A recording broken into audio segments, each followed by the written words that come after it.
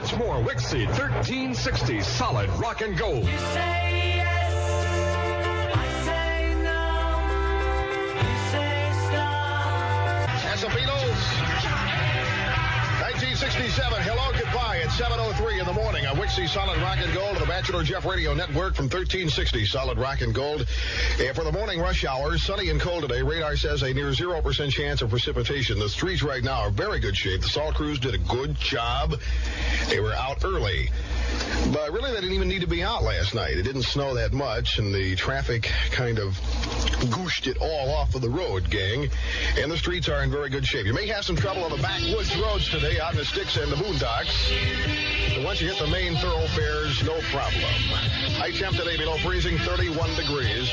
Want to have a big hand for Mr. and Mrs. Arnold Paluski, a couple of new members to the Christie Radio Network this morning, celebrating their 25th refrigerator payment today. Little off-the-cuff humor there. Stylistics. You are everything. 7:06 on the Jeff Christie Radio Network on a Friday morning. Rolling right on out there. Got the weekend coming up. Everybody just in a great mood today, I can tell, with the phone calls and from the way I feel. You know, I am a bachelor. You all know that. I live in a little old dinky apartment. I have a lamp and a TV set, and it's all the electricity I use. Yet, my electric bill remains $10-12 a month. Can't be right.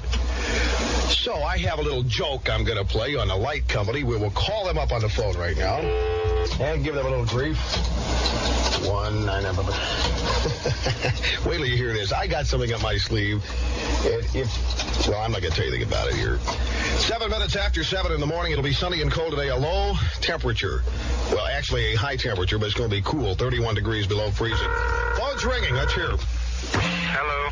Is this Duquesne Light Customer Service? Yes, this is. Hi there. How are you? Oh, this is fine. Well, good. Listen, I have a question for you, and I hope you can answer it. Oh, we're going to try our best. Well, I just moved here from Florida. Mm-hmm. And I have a thing for palm trees. And as you probably know, there aren't any around here. Not outside, anyway. And I got a big backyard. I wanted to start a palm tree orchard. And the only way to do this is with heat lamps. And I wanted to put about 15 or 20,000 of them out there. And I wanted to know if you could quote me a price on how much this is going to cost me per month. 15 or 20,000 heat lamps. Yeah. You know how many watts each lamp is? Be about 600 watts per lamp. You want 15,200 heat lamps for this palm tree orchard. Well, around 15,000. Okay, you're going to run them how many hours a day? 20. 20 hours a day, 600 watts a piece. Yeah. All right, you wait a second? Yeah. Okay, it's going to take this guy a little while to figure this out. We'll get back to him after this record. 7:08 in the morning. Today's Wixie Pixie, Doris Solarzik. Hi there, Doris. There's a 132 Circle Drive, White Oak. Gets a big bouquet of thorns from flowers from Wixie Radio. And the flower folks, Lubin and Smalley Florist, 126 Fifth Avenue.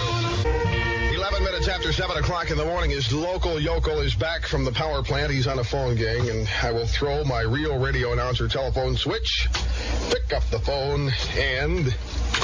Yes, sir. All right. On the average now, this will run you about $3,640 a day. Oh, you kidding? Not kidding. I was thinking like $30 a month, maybe. No way. You've got over, 9 million watts there. $3,000 a day? Right. You got 15,000 light bulbs? Yeah, well, I could move back to Florida cheaper than that. Sure. 15,000 light bulbs at 600 watts a piece. That comes out to about 9,120,000 watts. I mean, I don't even think we have a rate to accommodate that. $3,000 a day. $3,648. Well, thanks, but I'll move back to Florida if I want palm trees. Thank you for your time and trouble. You're welcome. Okay? Right. Bye-bye. Shocking. More music, solid rock and gold. Wixie weather. Gotta be sunny and cold today. High temp below freezing at 31. Tonight, clear and cold. A low tonight down to 22 degrees. Nippy, nippy, nippy. And for Saturday, partly cloudy, continued cold. High above freezing on Saturday of 35. Currently in the southern suburbs, it's 18. Up north, 20 degrees. Out west of the airport is 15. Got 19 degrees, Golden Triangle of Pittsburgh. Hello, everybody, wherever you may be. On name's Larry. My call sign is Kilo 7 Hotel November. Welcome back to Shack. It's Ham Radio Live. Won't you please hit subscribe? We don't monetize here. That's right, no additives in our shows. It's going to make you hit that skip ad button that takes an eternity of 5 seconds to reach. Nope, not here. You can listen and watch the show all the way from beginning to end without one single ad. So hit that subscribe button, please, so others can find this channel and maybe learn a little bit about ham radio. You'll feel better for it, trust me. There's no additive, so you gotta feel better, right? Hello, everybody. Happy Tuesday. Yeah. It's 23rd day of February 2021. Hello, and good to see you all. That air check, believe it or not, was the late Rush Limbaugh. Yeah. He went by the air name Jeff Christie, and he worked a lot of radio in the Northeast, and he was a top 40 disc jockey before he became a political air talent. No kidding. That was Rush Limbaugh. His stage name, Jeff Christie. Well, mine was Chris Nolan. Mine was cooler. At least mine was, famous Hollywood producer. Right? Okay. How are you? It's been a good day. Yeah. This is day 3 of being awake. Day 3. We'll see how much jumbled mess this show is going to end up being. Welcome to the show. Today we're going to talk about a very inexpensive way you can put together a directional antenna in your backyard, in the park, in the dark. You can have a really good directional antenna with reasonable gain, and you can do it for under $300. No kidding. You really can. So listen up for that. We're going to also do some questions. We didn't do any questions yesterday, and we have a lot of folks from around the world here who are studying to get their ham radio license. So we try and help them the best that we can, whether it be on the FCC test or the tests around the world. A lot of the questions, the electrical theory is the same. Basically, the questions are exactly kind of the same. They have the same kind of answers. They're just worded differently. But the purpose, the answers are going to be the same. All right. Good day today. Bob had a good, man, it's been a long second night.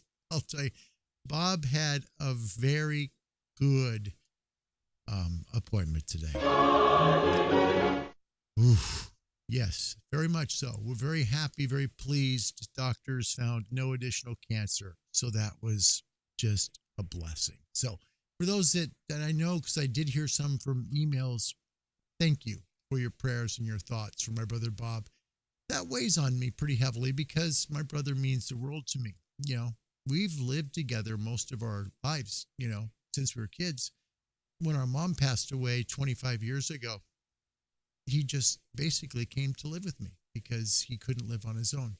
We tried it a couple of times and just didn't work out. So it's one of the best things I ever did. Truly is. And I've gotten much more out of it than he has. Let's say hello to some folks around the world. Phil Daniels is here from Oklahoma City, Oklahoma. Phil, welcome to the show. Good to see you. Tom Pavlik is here. Tom, I think that's the first time we've seen you. Welcome to the show. That's really great, man. Thank you. Nice to have you here, Tom. Johan, here from Barcelona, Spain. Johan, good evening to you in Spain. Thank you for being here, my shortwave buddy. Yep, my shortwave pal. We have a lot in common. We do. Yeah. And Alan is here. What HF band will you be on from Hawaii, Larry? And the schedule. Scheduling, okay, for sure there will be a Sunday show. I can tell you that absolutely. I do want to keep the Ham Talk live show schedule. So that's going to be right on. I think we might have to move the time to 20 UTC because there's still there's a 2-hour time difference. So from here in the Pacific time zone to Hawaii, thank goodness it's not in the summer because it'd be 3 once we hit daylight savings time here because Hawaii, like Arizona, doesn't observe daylight savings time. So 2-hour time difference. So plan on this Sunday for sure. Ham Talk Live at 20 UTC, right?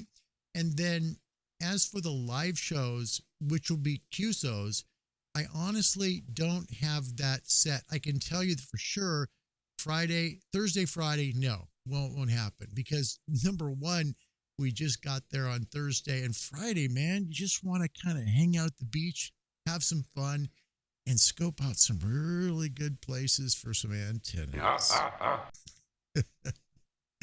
And we're going to do what we're going to tell you about today. So it'll be worthwhile. At least 2 live QSO shows. As for the bands, Alan, great question. We're going to do at least 1 day show. Okay. So my plan is to do at least 1 show during the daytime. That will be on 20 meters, maybe 17. Okay. On the nighttime show, for sure, 40. So 40 meters, we'll do that. I'd like to try and see if I can get on to right about 3,000 or 4,000 feet up on Haleakala Crater in Maui and try and work nighttime directional with the antennas. Okay. So that'll be on 40. And my hope is to beam towards North America and then flip it, the back antenna, to go towards Asia and Australia. I really want to work Australia. There's a certain ham named Glenn that I want to work down there. So Glenn, be ready. Okay. That'll be at 40. Now, we've got a long trip. So there could be more than 3 shows. Okay. There's going to be at least 3. Ham Talk Live will be the first one, probably this Sunday. That'll be at 20 UTC. From there, I'll have a better schedule for you. Okay. So I'll tell you when the shows should be and what bands. Okay. So at least 1 daytime, at least 1 nighttime. That'll be on 40. Good question, Alan. Great question. Looking forward to that. That's going to be a ball. That's a bucket list thing for me. Truly is. And I have boxed both rigs up. Okay. I'm not sure if I'm bringing the FTDX 10 along with us, but they are both boxed up. So we'll see what fits in the suitcases, as you know. Jim is here. He's WX7Q. He's in Colfax, Washington. Good to see you, Jim. Thanks for coming back. Good to see you, buddy. Good to see you. All right. We're going to do a few questions. It's going to be a Tech Gen day. Tech Gen. So technician and general questions briefly. We'll go through them quickly, but I do want to talk about them a little bit because we do have some folks who are studying for their licenses here and studying to try and get more than one. We've got, I believe it's, what's his name? He's in West Virginia. Anyway, he's studying for all 3, wants to get all 3 from 0 to hero in 1 sitting. So 0 to extra. It's pretty cool. Well, it can be done. It can. All right. First question on the technician to start out the FCC examination. Why is long distance communication on the 40 meter, 60 meter, 80 meter, and 160 meter bands more difficult during the day? There is a sister question to this where they substitute 80 meters for 75, and it just drives me crazy. I wish they'd just be consistent with it. All right. So for new hams, 80 and 75 are really the same. Okay. They run in the United States. Now, this is in the U.S., not the rest of the world. It's important because in most places around the world, the 75 meter band ends at 3.8 megahertz. In the U.S., it ends at 4 megahertz. Okay. So in the U.S., 75 and 80 are they're like, we'll just call them twins. Okay. 80 meters runs from 3.5 megahertz to 3.750. That's the exact mathematical point of 80 meters. Anything above that is now 75 meters. Okay. So 3.751 to 4 megahertz is the 75 meter band. All right. So why are these bands not so good during the daytime? And 40 can be, 40 can still be good. Okay. It's not great. You're not going to make 5,000-6,000 mile QSOs for a typical, ham shack. If you've got power and you've got a really nice directional, it's up high. Yeah, probably do pretty well still, but most of us don't have that. The answer is D in this case. Okay. There are really during the daytime. Okay. There are 4 layers of the ionosphere during the day. Okay. The D layer, the E layer, F1 and F2 layers. Okay. The D layer is the closest one to the Earth and it's the most charged of all the ionospheric layers. Okay. The problem with the D layer is because of its consistency, it swallows up signals that are below about 7 megahertz. Okay. So right about 7, right in that area, it can fluctuate. But for the most part, what happens is the signals kind of get trapped up there and they just don't go very far, or they just don't go out at all. That's not typically it, though. They will go out. They're short. That's all. They just work short distance. Now, at night, the D layer goes away. It needs the sun to charge it up. So the D layer completely disappears.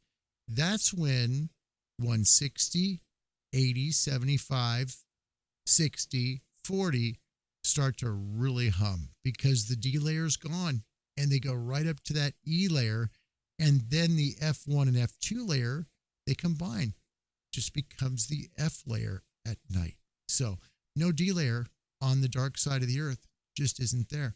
So that's when 40 especially just really makes great calls. In fact, that's how I made the call to Pierre on Thursday night in Biak Island, right there. So, right there in a small island in Indonesia. And he was kind enough to pick up my call. I was thrilled, just thrilled to work him. And what a nice guy, just a terrific human being. So 40 meters will work really good at night, but during the day, not so long. It's just the way it works. Okay. Next question on the technician. This is in the US technician exam. Okay. Which of the following is a good indicator of the possibility of skywave propagation on the 6-meter band? Okay. 6-meter band. Now, this is important. 6 meters is VHF. I understand it's not HF. 6 meters is VHF. Remember, the HF bands are 3 megahertz to 30 megahertz. Okay. That means 10 meters is it. Okay. VHF is 30 megahertz to 300 megahertz. So that would mean 6 meters is VHF. All right. So there's 2 parts to this question that are really important for people to look at on the general exam. Okay. The first one, the first part of this is the word skywave propagation. Okay. Skywave propagation. Okay. The next one is it says possibility of. Okay. So possibility of skywave propagation on 6 meters. The answer is A, short skip skywave propagation on the 10-meter band. Okay. Skywave propagation means that your signal goes straight up or nearly so and comes back down really close to you. Therefore, it's a short skip. Remember that part. That's really important. When you see skywave, it's not long skip, it's short skip. And because 10 meters is right at the edge of the HF bands, it's really close on 6 meters being able to work. And when the sunspots come back, you'll find 6 is a lot more electric. It's real good and people will be on it.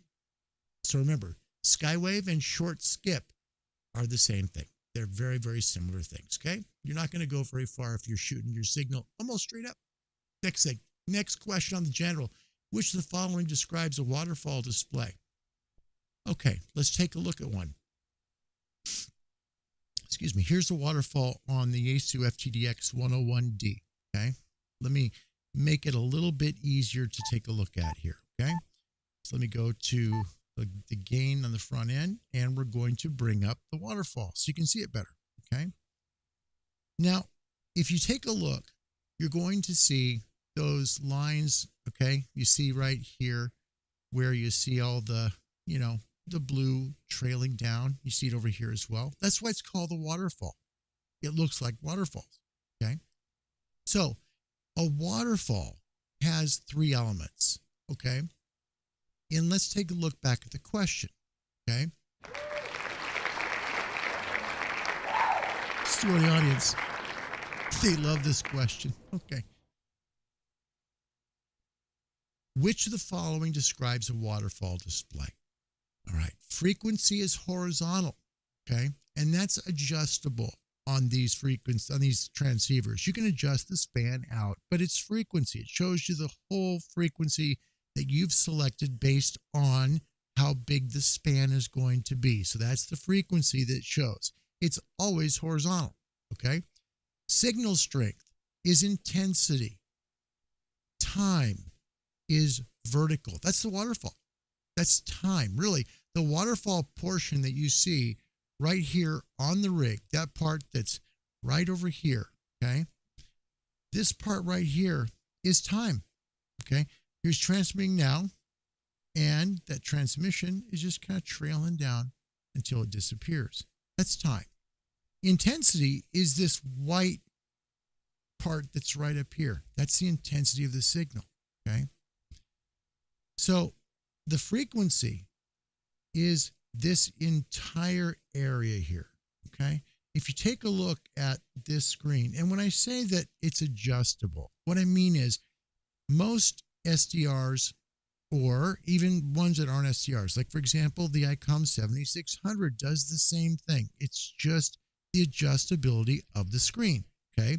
If you go to span, you can make it larger or smaller. In this case, we have the span set at, take a look, 100 kilohertz, okay? We can move it out to 200, but watch what happens. See, everything kind of moved around. It's because now there's more of the frequency being looked at, okay? If we move it farther, watch what happens to the color and the waterfall themselves. Let's move it out to 500 kilohertz. Look at now. See that? You can still see very small right here. There's a signal and there's one here, right? See one here, but there's something missing. You're missing the weak signals. That's what's missing. So that's why I always like to run it closer in. Even 50 kilohertz is great. At 50, all of a sudden you're going to start seeing some weak signals like this one right here. You won't see that if the span's too wide, okay? You may not see this one here. So when you adjust the span out on whether it be an SDR or it be a super heterodyne, okay, the waterfall has more noise coming in, first of all, because you've just increased the amount of frequency coming in, but it also will eliminate many of those weak signals.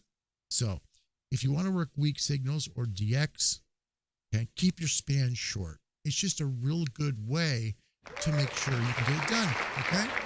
Best thing I can tell you. Love that question, don't you guys? My goodness. All right. Next question. You got to make it fun. Ham radio, you gotta have a little bit of fun here. You do, because, many people think this is so technical, and it is, but you can still have fun with it. You can still enjoy a little bit of it and maybe make it a little more humorous and fun. And that's what I try and do here. So thank you for indulging. All right. What information is traditionally contained in a station log? Okay. All right. All of these choices are traditionally contained in a station log. Now, for people who'd like to become ham operators or for new hams, a station log will have the date and the time that you made contact, okay?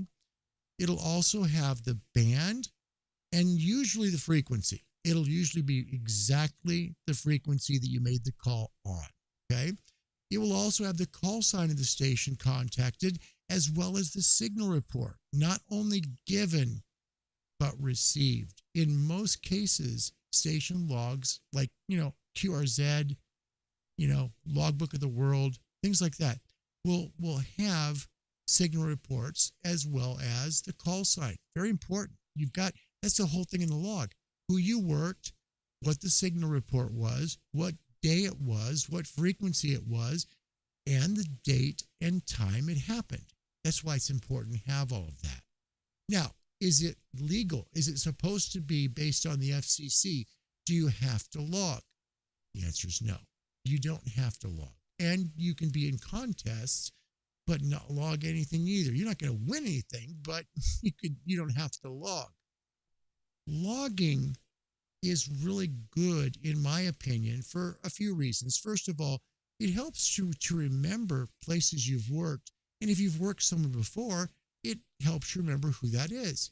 So logging is really good. Another reason why it helps you is, let's say one of your neighbors all of a sudden has a problem with those antennas in your backyard, and they contact the FCC. That guy over there at that house is really making me angry, and I'm telling you right now, my stereo system's affected by it, my home theater is, and by gosh, my water heater is too. My water heater's messing up too. Are you not entertained? Yes. So you show them your station log. By showing the FCC your station log, you can basically say, look, I wasn't even on the air that day. I don't know what's happening, but that's not me. Okay? But try and work with your neighbors first. Hopefully no one's going to turn you to the FCC and all of a sudden they come knocking at your door. May we please see your station log? We just want to, take a look at everything.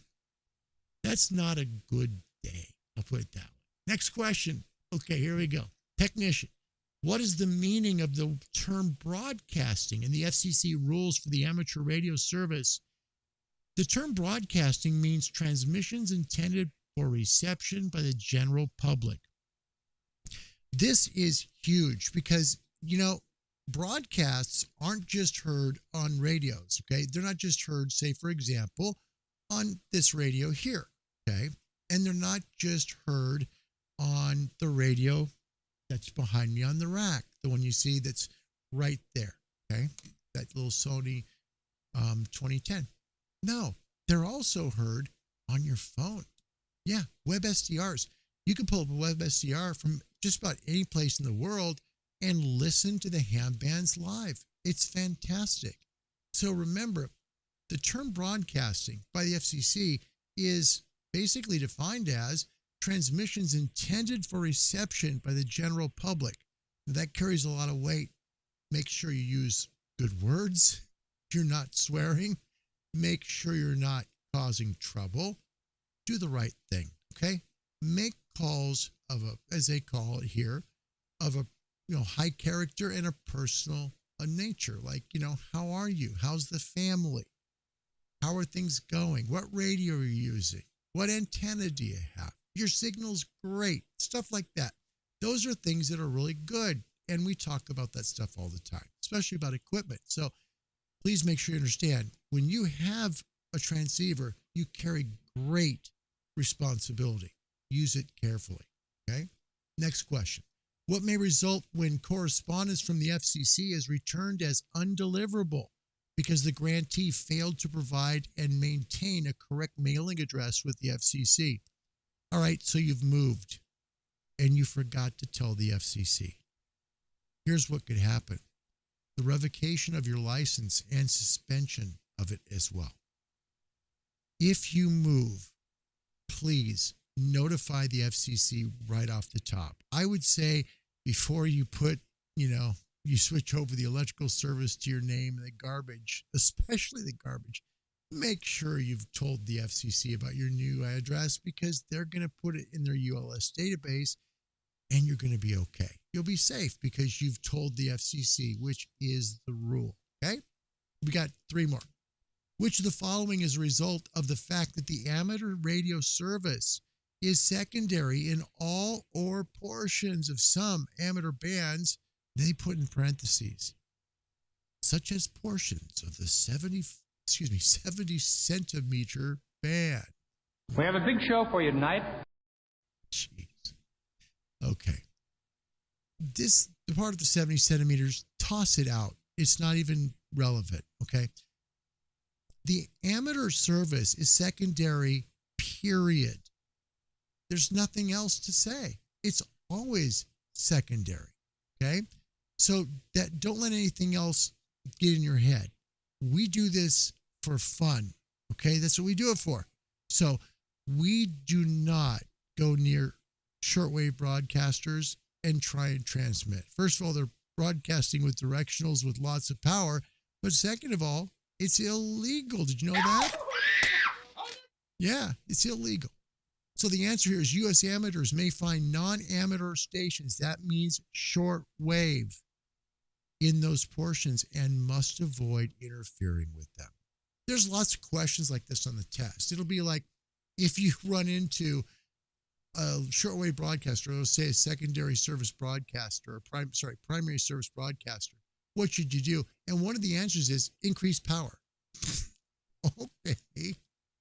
They're running 1,000,000 watts. You can pop on when 400. Well done. That'll be awesome. Sure. Surely you can't be serious. I am serious. And don't call me Shirley. Next question on the technician. What factors affect the RF exposure? Again, for new hams or people who'd like to be in ham radio, RF means radio frequency. So what factors affect the radio frequency exposure of people near an amateur station antenna? All right, all of these do.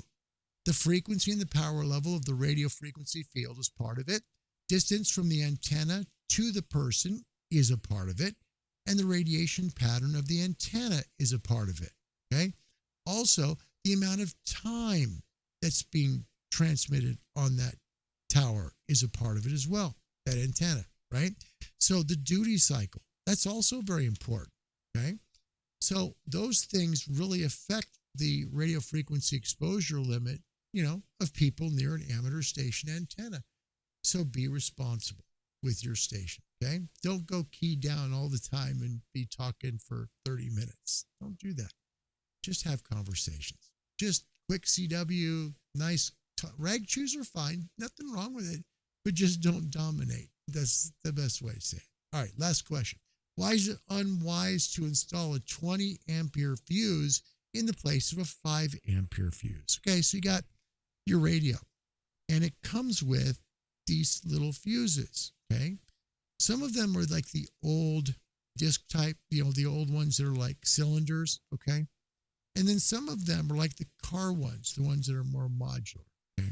So let's say your 5 amp fuse on your ICOM 7300 blue. One of them just blue for whatever reason. Okay. Don't go putting a higher rated fuse in there because it blew, because you don't want to keep on replacing fuses because the excessive current could cause a fire. Yeah, I mean, all of a sudden, you pop that 20 amp fuse in there, and all of a sudden... Oh, don't anybody move! Hold it right there! The fuse is out. That's exactly it. That's why you don't do it. So, if you blow a fuse, replace it with the same ampere fuse, and you're fine. Welcome to the show.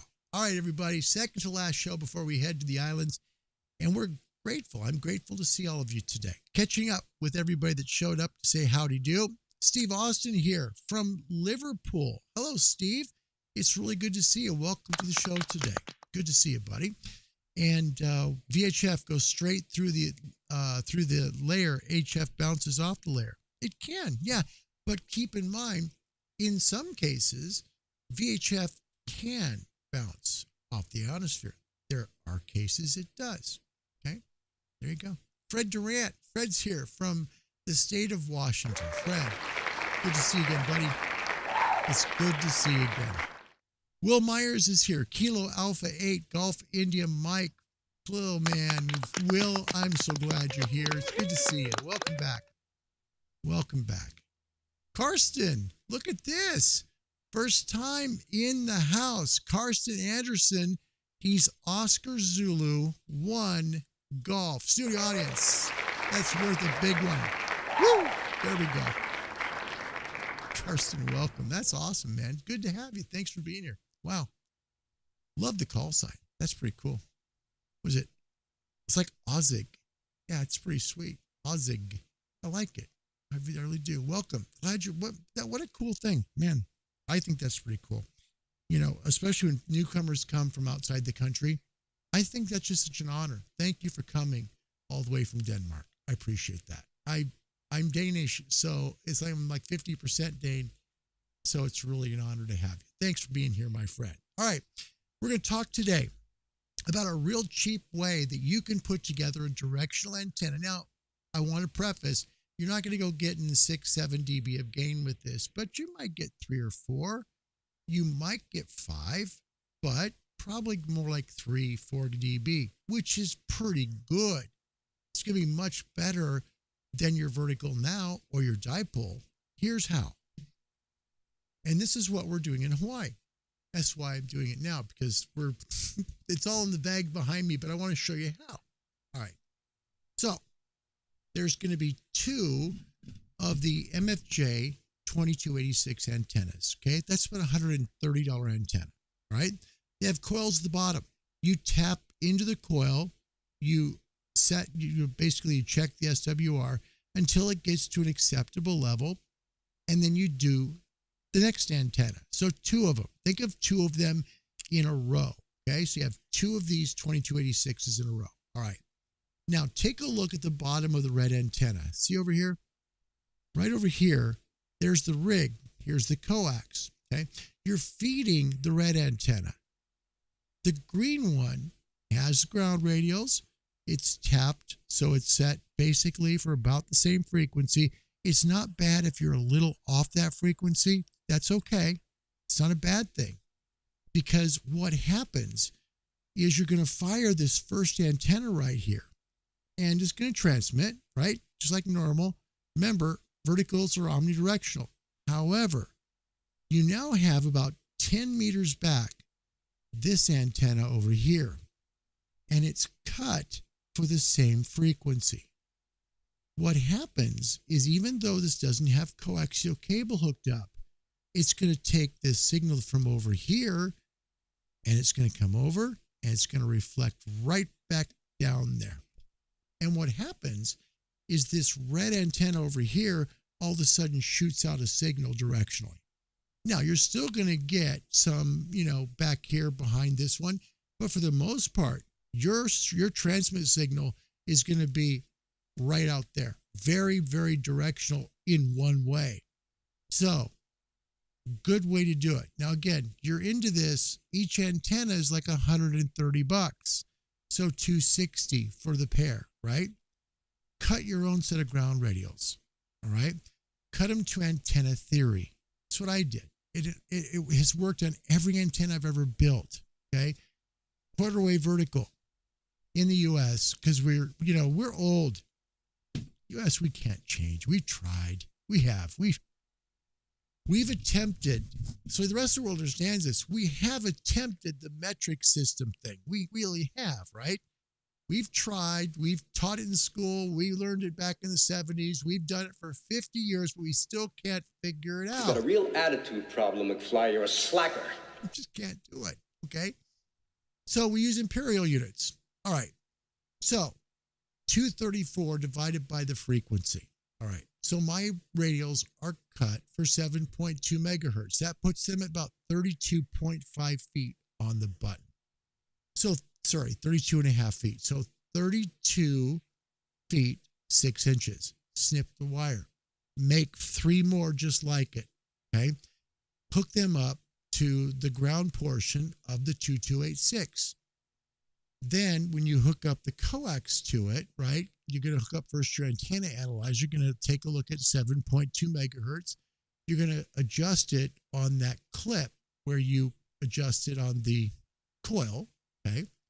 So that would be this section right here. There's an alligator clip. You simply adjust it. Once you get that point that's right about where you want to go, then you measure SWR.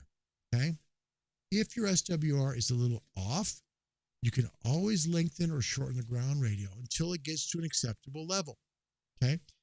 On this antenna, I would try and make this antenna just a little higher in frequency, just a little bit, 10, maybe 15 kilohertz higher, meaning that its best SWR is going to be about 10 to 15 kilohertz higher than the one over here. When this one fires, it's going to bounce here and go that way. That's a directional antenna, similar to the way AM stations do it on medium wave, okay? You can do this for under $300. Really, everybody's got wire. It's easy to cut the ground radios. You do it for 32 and a half feet per ground radio. Make 4 for each antenna, stretch them out, and work 40 meters. Watch what happens. You'll notice it right away. If you pull down the rear antenna. Like in this example, let's say the green antenna, it's taken out of the ground and just laid down, okay? You're going to hear it in the receive signal. It's going to go down. And the reason it will is because just like a Yagi antenna, you're directional now. You're not only going to transmit really well this direction, but you're going to hear really well from this direction too. Your receive signal is going to improve, okay? And you'll see that on your S meter. It'll show up. Now, that's how we're doing it in Hawaii. We'll have the two 2286s in an array, and we'll simply point it. I'll have my compass setting from my phone. If I want to work Australia from where I'm at, I'll find out on QRZ the exact compass heading. I'll set it up the back antenna so it's looking straight at the front antenna towards Australia. That's how I'll do it. When I want to work North America, I'll do the exact same thing, but the opposite way. I'm also going to try and work a little bit north, well, a lot north and a little bit east to try and go over the pole to see if we can maybe get some Europe. That's what we're going to do. Now, think about if somehow we're able to get 4 dB of gain. That's similar. Think about how much 4 dB of gain is in amplifier terms, right? We know that to get 3 dB, you have to have 400 watts, okay? So there's at least 400 watts to transmit right there, okay? If you've got 5 dB, you're right about 600 watts. But the cool part is it's really focused in one direction. Makes a big difference. So a couple of 2286 is going to set you back about 240.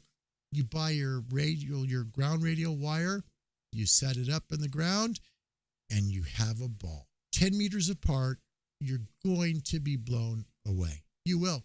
It's fantastic. Tom, in fact, on the channel has done it. And Tom has done a very good job. He's worked, I think he said he's worked on a lot of countries running this exact antenna the same way. It'll work. It will work. Let's see. Who else we got here today? We got to catch up real quick. Steve in the UK. As the resistor said to the other, hold on, let's set it up here. We've got to set it up. This is too good. Okay, hold on. Here we go. As the resistor said to the other, the fuse took his life for hours. LOL. Hey, Larry. Hey, Steve. Don't quit your day job. It's funny. It's okay. Thank you. That's awesome. Steve, Golf 0, Lima, Quebec, Papa. UK uses a combination of imperial and metric. Okay. Still use miles and do feet, miles per hour, but also meters and liters. Yeah. I've actually, you know what, Steve? Thanks for bringing that up. Because I've seen some of that and I've heard some of that from the UK. And I've been wondering, why are they talking about miles there? Because they're in kilometers. Thanks for clearing that up. It's good. That's neat to know that. Cliff Bolts is here. Whiskey Delta 4, Oscar Bravo Papa. Cliff, welcome to the show. Good to see you, man. And Joe is back. Our Irish guy. That's cool. Joe's Alpha Golf 7 X-Ray Hotel. Well done, Joe. Love the call. Let's go to the rig. We'll see if we can make a quick hello, and then we'll end the show. Here we go. Again, 3 straight days awake. All right, let's see if we can do it. Tell you what, it's not going to be 4 straight days. No way. Okay.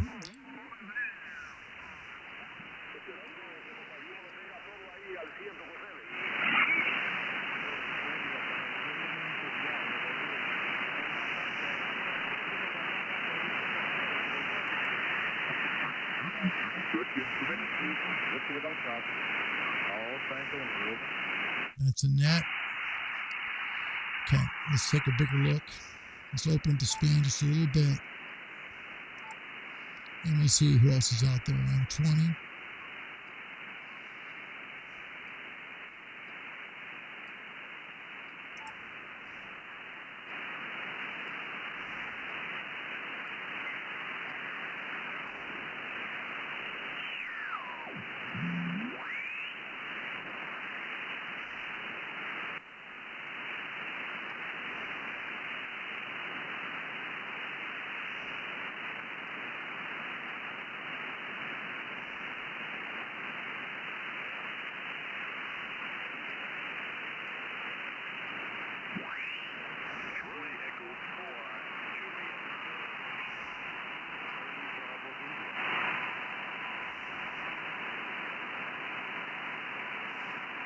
right, let's see if we can pull him in.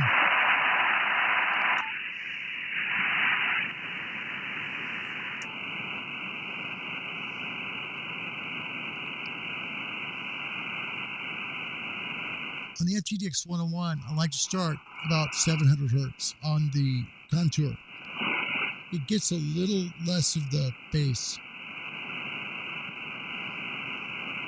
But if you go too far, this is what happens. Listen to the signal. Yeah, see, it doesn't work.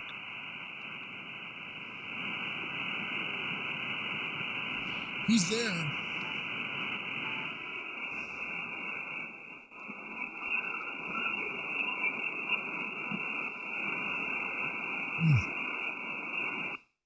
No, he's going to be too out there. If I was not doing a show, I'd try and work that signal just because of the challenge. It's a ton of fun. All right, let's go here. Got a signal right here. He's barely readable, but he's right there.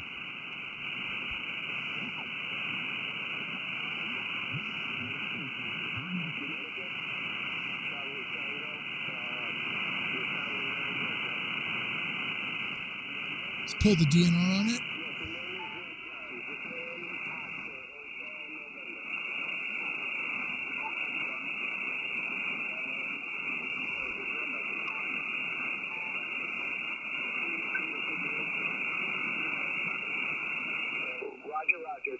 Yes, about 75 kilometers northeast of New York City.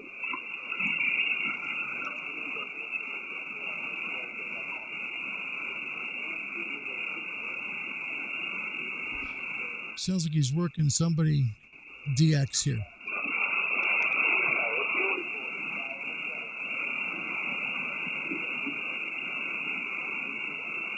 All right, we got a big signal here. See if you can say hello over here.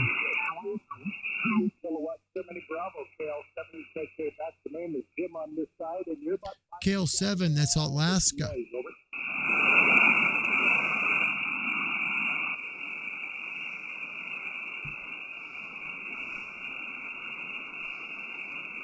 Let's listen in. We'll first listen in and we'll see if we can say hello. Roger. I got to Alaska, Wyoming, and the radar came up and wiped most of it out. And I think you said 40 degrees. We're 19 overcast skies today. Over. Okay, I'm going to tune, but I'm going to tune away from him, obviously. Let's go here. We'll be away from him. We'll tune. So we're going to tune up to see if we can say hello to him. A KL7 for New Hams. The KL7 prefix is only for Alaska.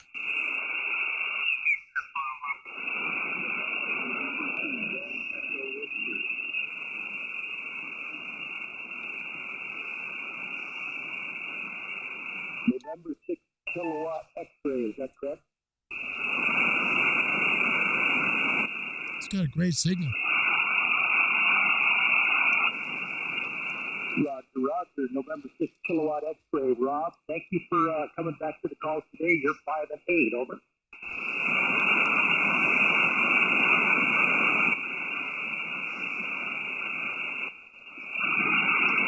And here's why I run the combination with the notch. Let me put it in there real quick. Hold on. Roger. Well, I kind of fell into this. I was the last time standing, and a group of guys that all signed off, and a couple of breakers came in. So I figured we had a little bit of propagation. I figured I'd work with you before I got out of here, and it's always nice to get on the radio when propagation finally opens up. It's been about 3 or 4 days since I had any calls, so I figured I'd run with it for a while and see how many I could work and what states I can reach today. Over.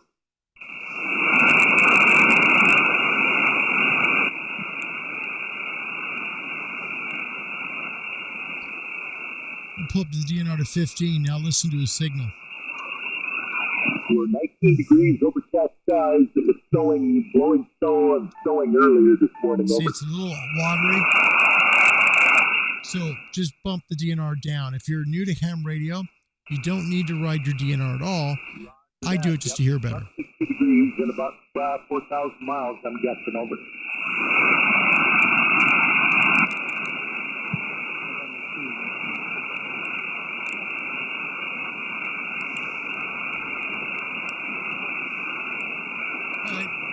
we're going to go down in power. Let's try 10 watts. See what happens at 10. 73, I'll break with N6KX. This is KL7KK. QRZ. Kilo 7 Hotel November QRP. 9 Oscar Tango something, I think it is. Over. Yeah, he's got a pile up. Okay, we're going to just go back to full power.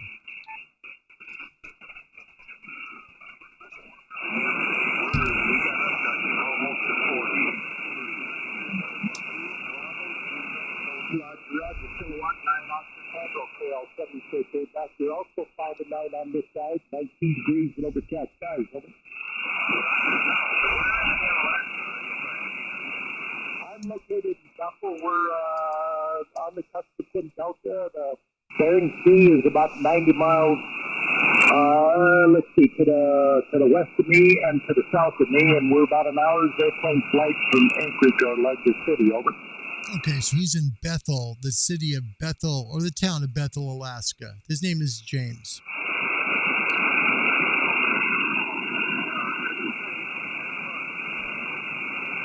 And thank you. This is KL7KK QRZ. Kilo 7 Hotel November. Alpha Radio Charlie, come again.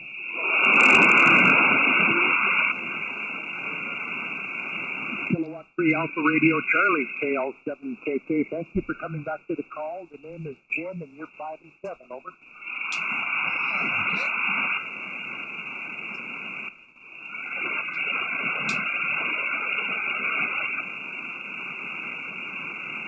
Roger. Well, thank you for Tennessee today, Ray, and have a good evening on your side. Now let's see how we do. Day. Over.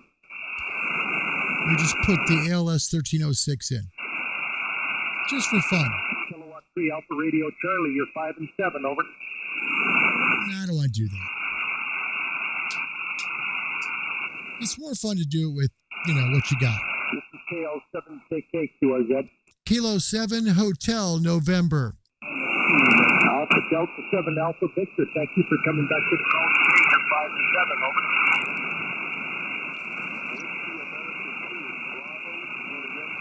Roger. Well, thank you for Washington today, over.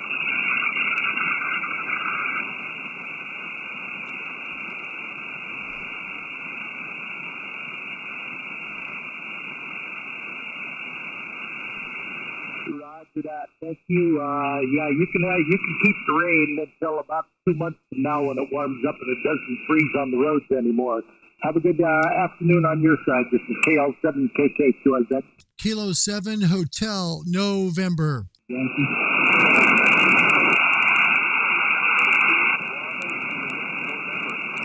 Kilo Papa 4 something, come again? I was just challenged to you, the HIL. I'll pull the DNR out. Look. Roger. Kilowatt Papa 4 Sierra. Thank you for coming back to the call. You're 5 and 8 on my side today, over. That's just with the HIL. No DNR.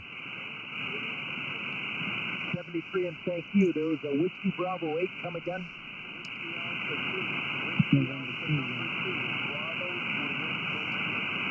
Okay, I got a couple of you there. Whiskey Bravo 8, Italy Zulu Mike, is that correct?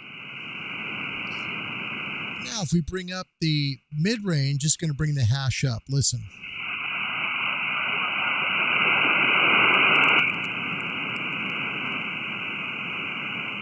You can also adjust the gain of the mid as well, but we'll just bring the mid up.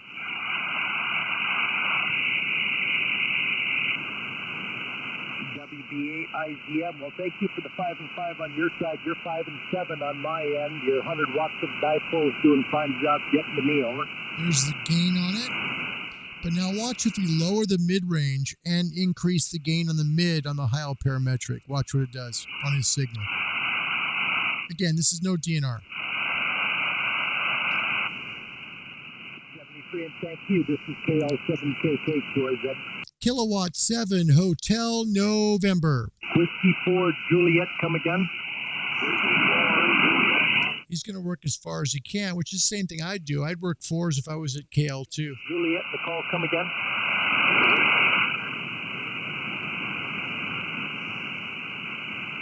Bravo Juliet November, is that correct? Let's try and get just a little more punch. 54 Bravo, come again? So I just added 5 to the to the processing and 5 to the mic gain. Let's see if it breaks the pile up. We're just still running 100 watts. Okay, Whiskey 4 Bravo with November in the call, come again. You're a little bit light and you keep getting stepped on, come again. See, I could go with the Ameritron ALS 1306 and put out 1100 or 1200 watts, but I don't want to do that. And he'll give me a signal report within one number of what I'm receiving here. Watch. Whiskey America 2 Bravo Juliet, is that correct? Usually your signal report that you have is going to be within one of the other because you're receiving each other about the same.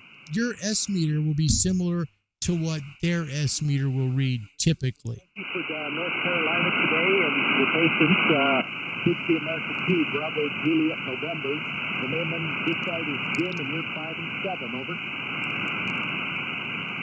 Now the wild card is on a directional. A directional changes everything.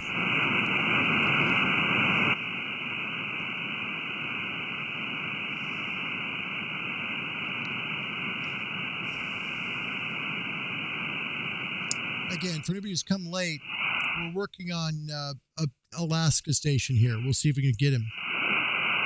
His name is Jim. He's located in the city of Bethel, not too far outside of Anchorage. Taking the trip a little bit late, but glad to work you today. We'll do it again another day. This is KL7KK, QRZ. Kilo 7, Honduras, Norway.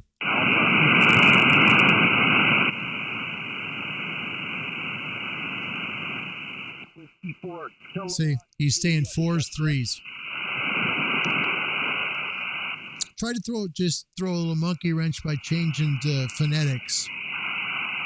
Roger that. Well, thank you, Harry, for 5 and 8. You're also 5 and 8. Let's see if this does anything. Hold on. Back to your call today, over.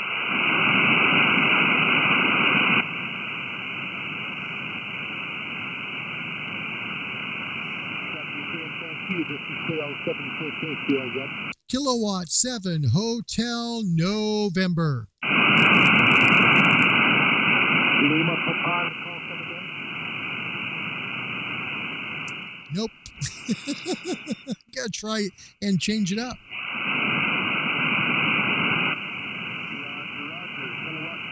Roger. See. Thank you for 5 and 9. You're 5 and 8 on this side.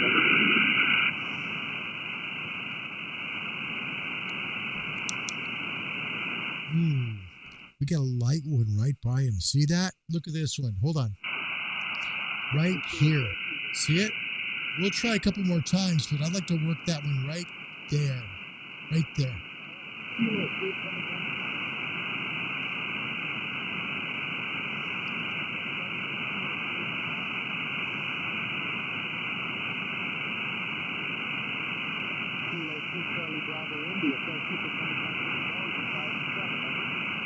Let's pull the DNR back in. Getting a little too loud.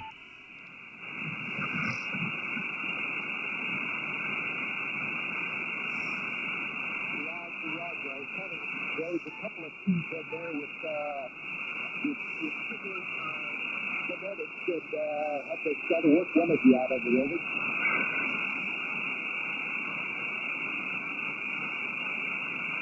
Kilowatt 2 Charlie Bravo India, you're still up.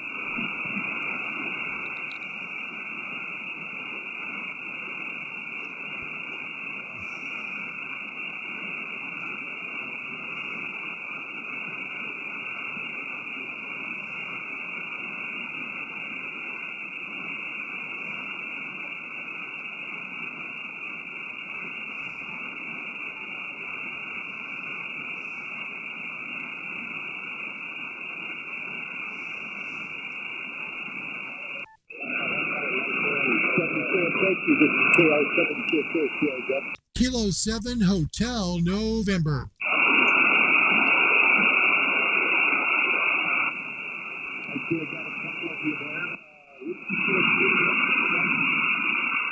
Starting to lose him.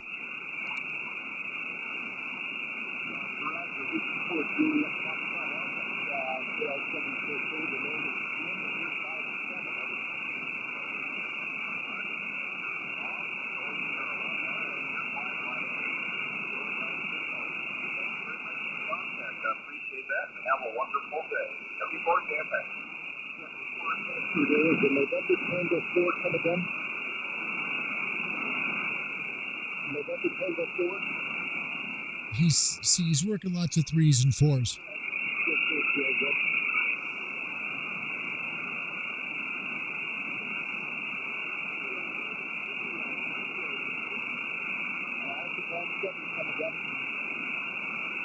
And so you hear all the people that are giving their call sign when they're not supposed to be. Don't do that. Give it once. Let him make the choice. Okay, if it's meant to be, it's going to be. If it's not, it won't. Yankee, thank you for 5 and 8. You're also 5 and 8 on my side today. Over.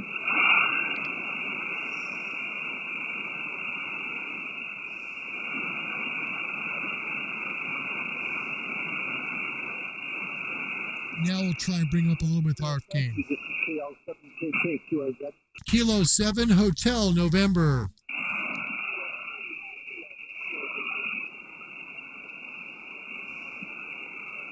November Tango 4 Hotel. That was the guy. See, another 4. And again, those are far for him. So if I was in Alaska, I'd be running 3s and 4s too, and the occasional 0 because it's a long distance QSO. And he's smart because that's right about gray line. November Tango on the call, so thanks for coming back today. Over. 73 and thank you. There was a Whiskey 4 Whiskey come again. See another 4.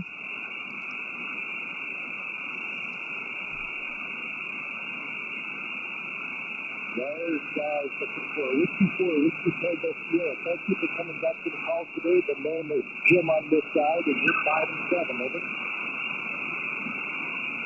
Give him 2 more shots. But I'm not going to turn the amp on. I know, and you know what? There'll be people that will chastise me for that, but it's okay.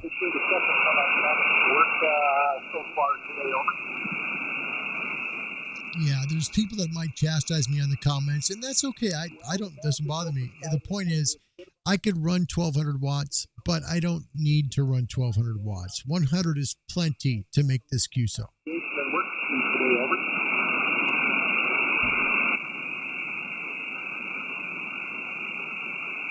Well, I'll see if I can pull him out the pile up here. We'll do it again another day. I'll say 73s, and we'll go from there. Roger that. This is KL768. Is there anybody in the Caribbean or South America today? Kilowatt 7 Hotel November. Anybody in the Caribbean or South America today? Over. See, he's trying to work far. That's what I was saying before. 3s and 4s. 4 Sierra Bravo, is that correct? He's trying to go direct southeast as far as he can. That's where he's pulling lots of 4 stations because he's hoping for Florida. Roger. 9 Zulu 4 Sierra Bravo. Thank you for the 5 and 5. You're also 5 and 5 on my end with some QSC today. Over.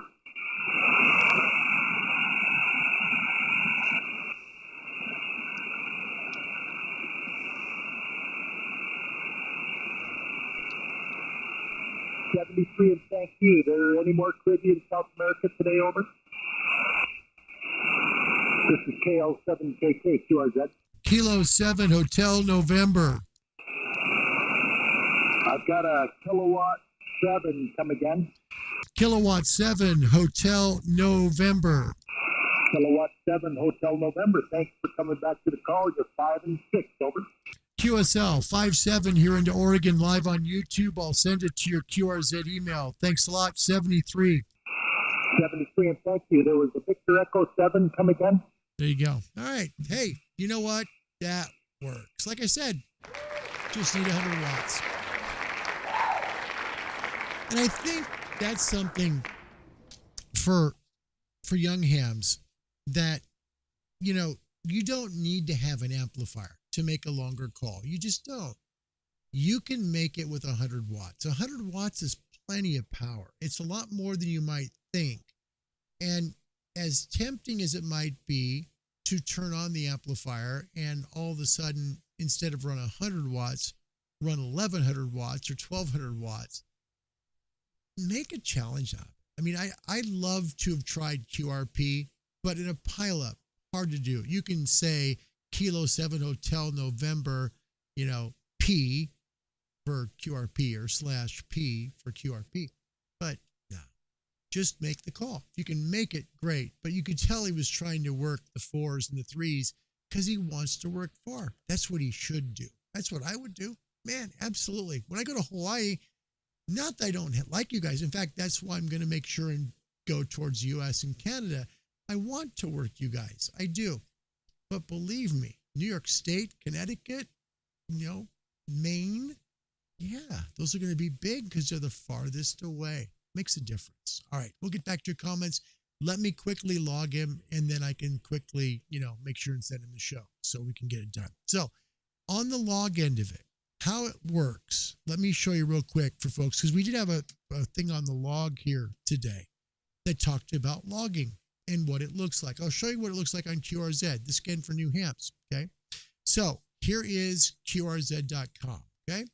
When you go onto this website, what it does, I'm going to try and see if I can bring out the brightness here because it's way bright. There we go. All right. So there's his call sign, all right? We're on 20 meters.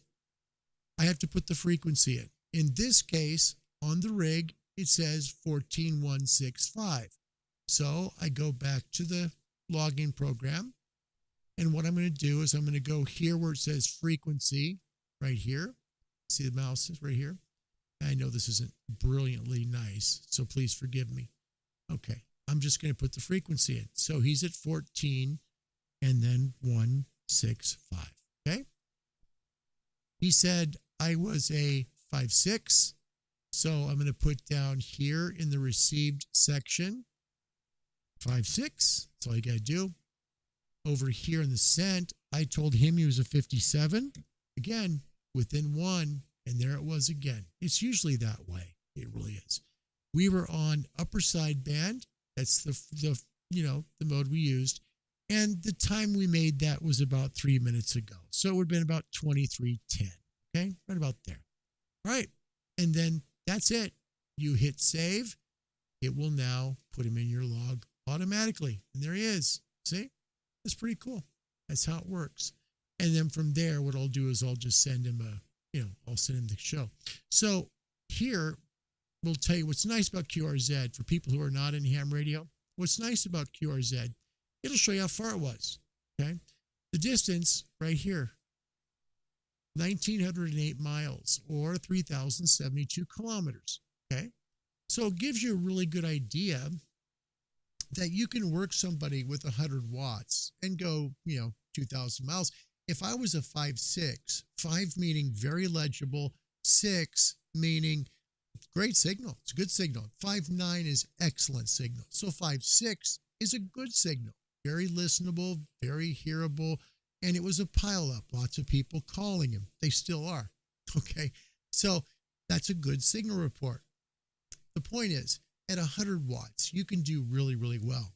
Don't be discouraged getting into ham radio and think, man, it's only 100 watts and there's people out there with amplifiers and I don't have that. I'm not going to be as good. Yeah, you will. Make sure your antenna is good. That's how you start it. If you've got a good antenna, it's okay at 100 watts. Okay. I can tell you that the antenna that's being used here is the DX Commander Classic. It's been carefully and painstakingly tuned. Look at my fingers. They're cut open. If you don't bleed, you haven't done a good job. No! Just the way it works. My uncle, we used to build pools. I used to build in-ground swimming pools when I was a kid. That's how I, made money and started, to buy my first car and stuff. And that was his thing. He said, you ain't working if you ain't bleeding. Yeah. And we had the blisters to prove it. All right, let's get those final comments in before we say goodbye. And I appreciate y'all coming. Thank you. I do mean that very much. It means a lot to the folks who are looking to get into ham radio because this is such an important show for them. Everyone that we do, where we have all of you here to share your knowledge, is so important. Thank you. Thank you for being here. Because while they may see this on replay, they will see your comments and they could learn from them. Okay? So just like the term broadcasting, be careful what you say, do the same in the comments. Okay. Joe, Irish name, Dutch blood, lives in Washington State. His father was adopted. Funny. Sorry. Steve, Golf, Oscar, Lima, Quebec, Papa. Things changed when we became more closely aligned to the European Union, but we have always been imperial, really. Road signs and speeds are all in miles per hour. Pretty cool. Didn't know that. Wow. Steve says, was going to ask a question. I've seen an MFJ tuner / artificial combination. Will this or is this unit any good? I'm sorry, which one? Which tuner? Are you talking about the 939? The MFJ 939? I have two MFJ tuners here, and that's why I'm asking Steve. I have the 939, and I also have the 998. I love both of them. The 939 for me is the best tuner I've ever used. It's so fast. It reminds me of Elecraft's onboard tuners.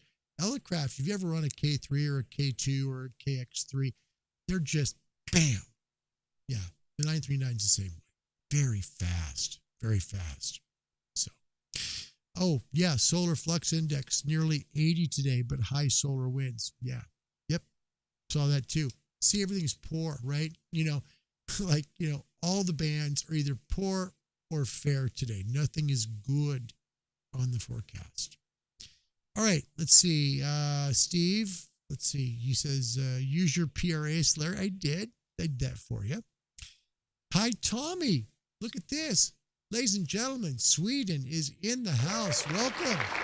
Sierra Alpha 3, Alpha Tango Fox, Sweden. Welcome. It's good to have you, Tommy. Thank you so much for coming. I mean that sincerely. It's an honor to have you here. Thank you. Thank you very much. Yep. Band was you could hear it starting to change. Yep. And then it came back. You guys, you're funny. Look at that. Radio 7 Delta November is in the house. How about that? Nice. Wow. All right. Let's take a look. Why not? You guys have probably already done it. I haven't yet. So there you go. Yeah, you got to do it while you can because it's fun. Nikolay, all the way from Russia. It's a pleasure and an honor. You're the first one from Russia that's been on a live show. Thank you, my friend. Appreciate you very much for coming. Thank you. That's really cool. Let's see. There, other day. Yeah, exactly. Steve, yep. 10 watts is just fine. Yep. The thing is, when you're working a pileup, though, if you're QRP, you'll be there forever because there's guys that are running power and beams and they're trying to work the signal, right? Well, unless the guy on the other end who's making the call hears QRP and can pick it up out of all these signals that are 5.9 plus or 5.8, you're in trouble. It's just the way it works, Anyway. Thank you. Yeah. Praise God. Sometimes it works. Sometimes it doesn't.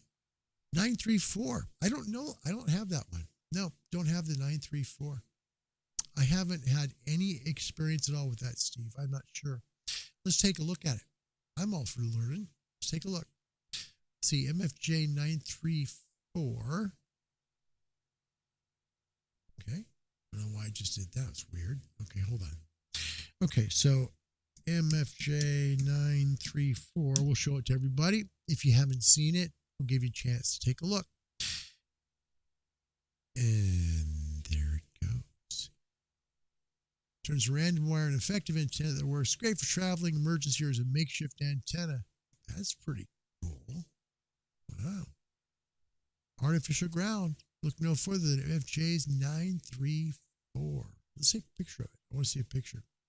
So the 934, it really, wow, look at that. Yeah. The 934, it has an artificial ground in it. I'll show you a picture of it. It's very different looking than most MFJ tuners. The auto tuners typically, have the buttons, just a few buttons. That's it. Okay. The manuals, Usually have the large inductor roller, right? Like the 969s. Not this. Look at this. This is almost like a Drake radio. It looks a lot like a Drake. By the way, there's a TR7 Drake on QRZ right now, and it looks brand new. Man, if you're looking for a vintage transceiver, and I mean this one's beautiful, take a look on QRZ. There's a Drake TR7. Beautiful. I mean, this thing, I looked at it, I was like, oh, I'm tempted here. But my next purchase is going to be hopefully the Kenwood 590. All right, here it is. This is the MFJ 934. This is the one that's mentioning here real quick. Let me zoom it up. There you go. All right, see, with artificial ground. So this antenna tuner, you get to, match your capacitance and inductance, and then you've got, a lot more to do here, clearly. But hey, it's kind of cool. I don't have any experience of that. I've never used it, but thanks for asking. That's good. Yep. Steve, I don't do pile-ups. Yeah, I understand. It can be tough. All right. Chris, welcome back. Good to see you, buddy. It's a pleasure. Your Solution FTDX10 and IC9700 mixer and cabling setup to use a studio mic, headphones, interface to computer. Best solution for both. He's saying for new hams, best solution for two. He's talking, VHF, UHF, and HF. So the HF bands plus UHF, VHF. Great solution. I love it, Chris. Good. Yep. All right. And then, okay, what's the weather here? The weather here has been crazy. We had ice storm here a week and a half ago, and now it's like sunny and 50 degrees. It's weird. It's like if you don't like it, wait a few minutes and it's going to change. There in Russia, cold, -8 degrees, with snow. Man. Ugh. Well, I want to thank you truly for coming today, and I mean that very, very much. It is an honor to have you here from Russia, and I do mean that very sincerely. First person from Russia that's come on the live show. I think that's very special. For me personally, that's an honor. So, Nikolay, thank you very much. Thank you very, very much. All right, folks, that's it. Show's over. We're going to come back tomorrow with the final show before Hawaii. Tomorrow, we're going to go over the solar stuff. We'll go over the charge controller and what it's about. We'll talk about the solar panels as well as the battery and the cool whiz-bang meter that tells you how much watts, how much amps, and all the stuff that goes with that on Ham Radio Live 153. Until then, thank you so much for watching. It's truly an honor and pleasure. I ask you to please subscribe. I don't monetize. There's no commercials. You won't see one single ad on this channel. Not one. It's here to help people get on the air, and those on the air improve their ham shacks. Please hit subscribe. You would honor me with that very greatly, and that would be thanks to me for not putting any commercials up here. All right? Thanks a lot for watching, everybody. Enjoy the sign-off. This one is a special one for Thor from Minnesota. It is a short one. This is one of Minneapolis's first television stations, Whiskey Charlie Oscar, otherwise known as WCCO Channel 4. Till tomorrow, God bless y'all. Goodbye, everybody. This concludes today's regular broadcast schedule from WCCO Television, Channel 4, Minneapolis, St. Paul, Minnesota. Our studios are located in the Midwest Communication Center, 90 South 11th Street in Minneapolis, and our transmitter is located in Shoreview, Minnesota.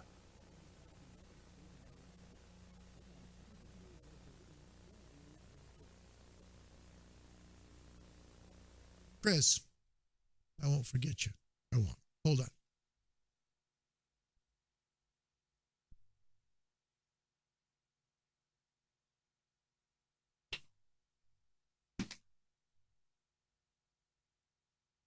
All right. I have the finger switch for it, but I don't. It's back there, and it's underneath my my rack there. So I'm not going to pull it out right here. But what I use is this by a Heil. Okay, 8-pin Yaesu plugs right in. 1/4-inch jack plugs into your finger switch. I like finger switches over foot pedals. That's just me. XLR. I personally love this mic very much. This is the Electro Voice RE320. I love it. It's well balanced. It really doesn't need to do anything. In fact, I'll turn off the processing. You'll hear the difference. Okay, I have to turn everything up with the preamp. Okay, so there goes the exciter, and I've got a lot of gain. So let me bring it down a little bit because with the exciter, it just kind of does its thing.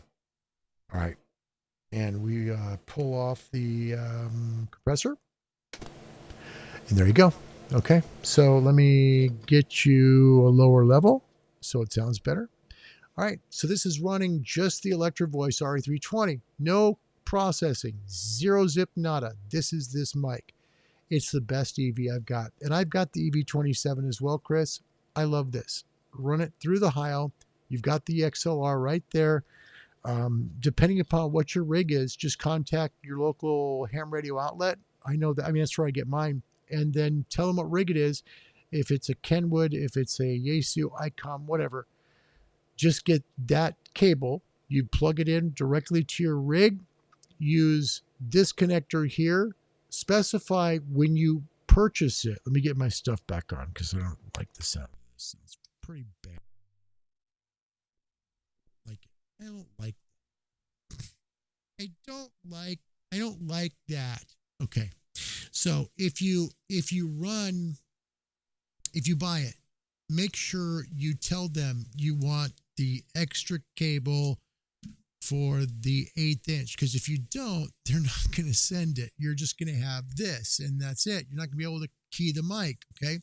So let them know if you want a foot switch or a finger trigger. Okay. And you're good, man. You're good. Let them know what rig you got and just plug your XLR mic in and you're on the air. Sounds brilliant. It really does. And I love this. It's like $37.99, I think, from Heil. So there's your answer. All right, that's it. We'll see you guys. 73s from Will and the gang from around the world, whether it be there or all the way in Spain from Johan. God bless y'all. See you tomorrow at about 1920 UTC for Ham Radio Live 152, the final before we leave the mainland for Hawaii. See you later, everybody. Have a wonderful Tuesday. Goodbye.